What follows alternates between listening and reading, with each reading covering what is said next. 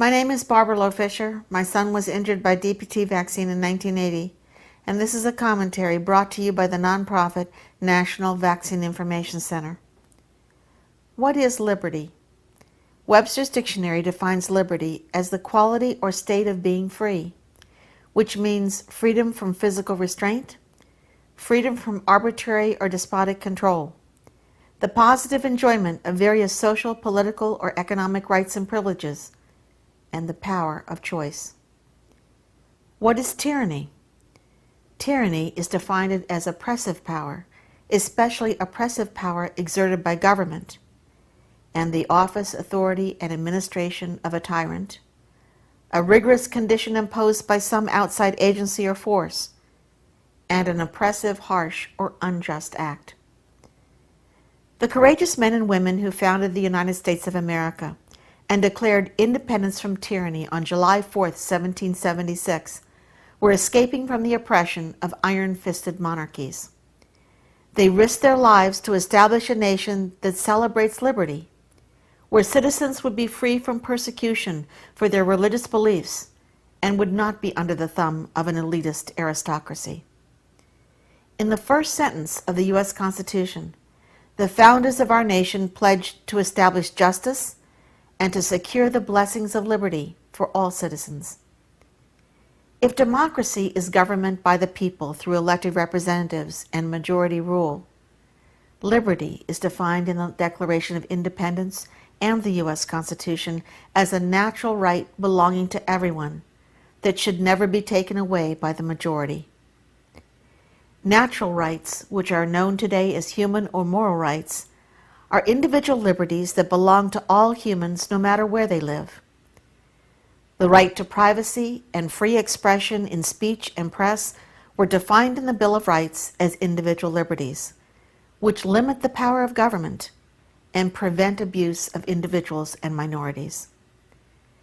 Today, there is no greater threat to liberty in America than the government-enforced use of pharmaceutical products, such as vaccines, sold by corporations for profit, that can both harm individuals and can fail to work at all.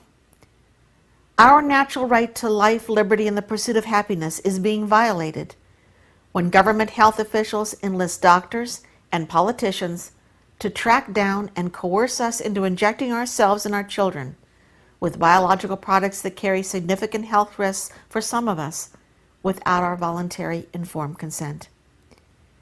When Americans are threatened with loss of economic and societal privileges, such as being denied a public education, denied medical care, denied health insurance, and denied the right to hold a job if we don't get every dose of every government-mandated vaccine, there is no other word for this but tyranny. The Community Immunity Club being used today to take away civil liberties in the name of the greater good conveniently fails to make a distinction between diseases. Hepatitis B is not polio, and chickenpox is not smallpox, but vaccine laws requiring mass use of dozens of doses of vaccines treat all infectious diseases and vaccines the same way. The large gaps in scientific knowledge about the damage that repeated vaccination from day of birth throughout life could be doing to our brains and immune systems has turned current vaccine laws into a forced, uncontrolled scientific experiment on the American population. The fact that some of us are at greater risk for having our health crippled or losing our lives to vaccines because of genetic and biological risk factors we inherited makes one-size-fits-all vaccine laws cruel and inhuman to the last degree. The fact that government-operated electronic vaccine tracking systems are collecting medical data on us and sharing it with industry and vaccine developers without our informed consent is a violation of our privacy. The fact that scores of new genetically engineered vaccines are being brought to market by a wealthy pharmaceutical industry shielded from civil liability is a corporate stockholder's dream and a healthcare consumer's worst nightmare.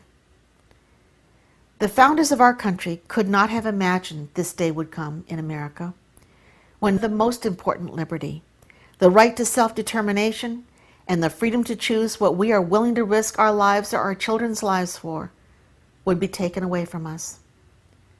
For if the state can tag, track down, and force individuals to be injected with biologicals of known and unknown toxicity today, there will be no limit on which individual freedoms the state can take away in the name of the greater good tomorrow.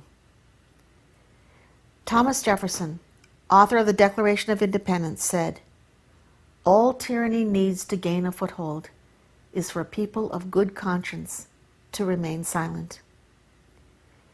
Albert Einstein, one of the world's greatest scientists, echoed Jefferson's defense of liberty, urging us to never do anything against conscience, even if the state demands it. A philosopher and humanitarian, Einstein insightfully observed that force attracts men of low morality.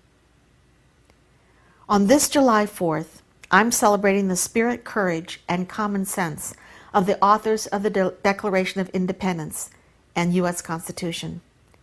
They knew that individual liberties were the heart and soul of a democracy, because individual liberties protect the people from governmental abuse of power. Are you ready to stand up for the right to follow your conscience and choose the kind of preventive health options you want for yourself and your children, including the freedom to choose to use every government-recommended vaccine, some vaccines, or no vaccines at all? Sign up for MVIC's free advocacy portal at mvicadvocacy.org and learn how you can protect health liberty in your state. Become a donor supporter of MVIC and help protect the human rights of all Americans.